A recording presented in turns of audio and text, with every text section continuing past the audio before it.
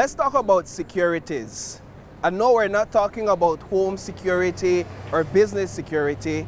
We're talking about a financial instrument that has monetary value and can be traded. Let's look at how this industry is reshaping the financial industry in Belize. We sat down with economic consultant Ramil Arana for an explanation of the securities industry. Securities are generally of two types. You have debt securities and you have equity securities. Equities represent an ownership stake in a business or whoever is giving that security. So people of Belize might recognize that in the form of shares or stocks. The return that people get from those come in the form of dividends. So when dividends are declared by the business at the end of the year, you as a shareholder receive an amount depending on the percentage or the amount of shares that you own. The Belize Telemedia Limited is one entity that deals in equity securities. Recently, the telecom giant issued a public notice informing shareholders that the company will begin to pay final dividends for the 2023-2024 fiscal year. And then there is debt securities. It is called debt security because the issuer is essentially a borrower. The investor does not receive shares in return, but rather a stream of annual interest payments.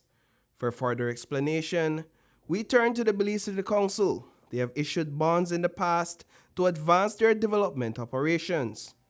It empowers you as a municipality that you are now able to access funding outside of the traditional way of how municipalities once used to finance development. They would either do overdraft, they would either do loans.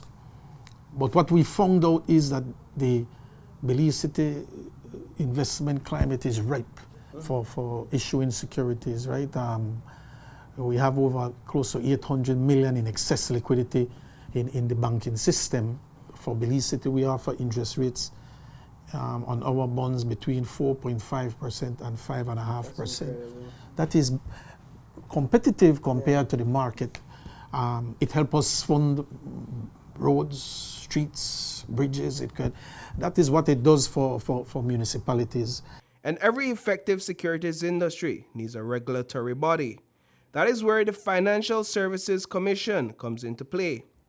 At its core, the FSC is mandated to protect and enhance the reputation of Belize as a financial center while protecting investors from unfair and fraudulent practices. Guided by the Financial Services Commission Act, the Securities Commission Act, and the Municipal Securities Act, FSC Security Policy Analyst Sean Gordon further explained the role of the FSC. A large part of our mandate as the securities regulator is always to ensure that investors are well protected at all times. So really, with that, if you have an entity or a company that wants to conduct securities business, they must first be registered to do so within our jurisdiction. We need to ensure that one, the company and also the personnel involved are fit and proper or really qualified to do so in our jurisdiction. We also regulate offerings. So for example, like the Belize City Council bond. Typically when an offerer wants to put something to the market, they have to get the approval from the commission, from the securities regulator. So typically how that works is that they have to submit what you call a prospectus.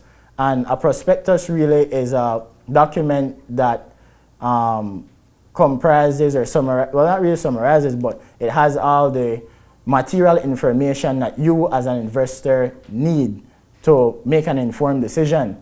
Belize has the components necessary to expand the market for securities to be issued, which is also known as a primary securities market. But there's a next step in the process where these previously issued securities can be bought and sold by investors. This is referred to as a secondary market.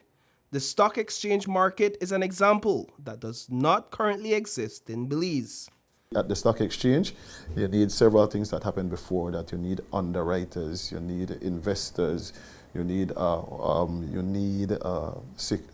what we call a central securities deposit, because again, the securities, we can't hold them all in terms of the certificate, the physical certificate, because if I want to trade, that would be harder. I'd have to walk with my certificate to you and say, here, this is worth $10,000, purchase it from me, and you hand me $10,000.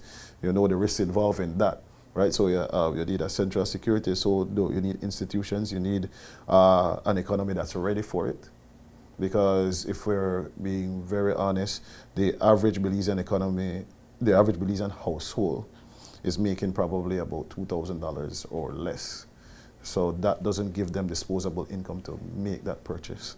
So until then, the key takeaway for potential investors is that opportunities exist to earn passive income outside of the banking system through securities investments.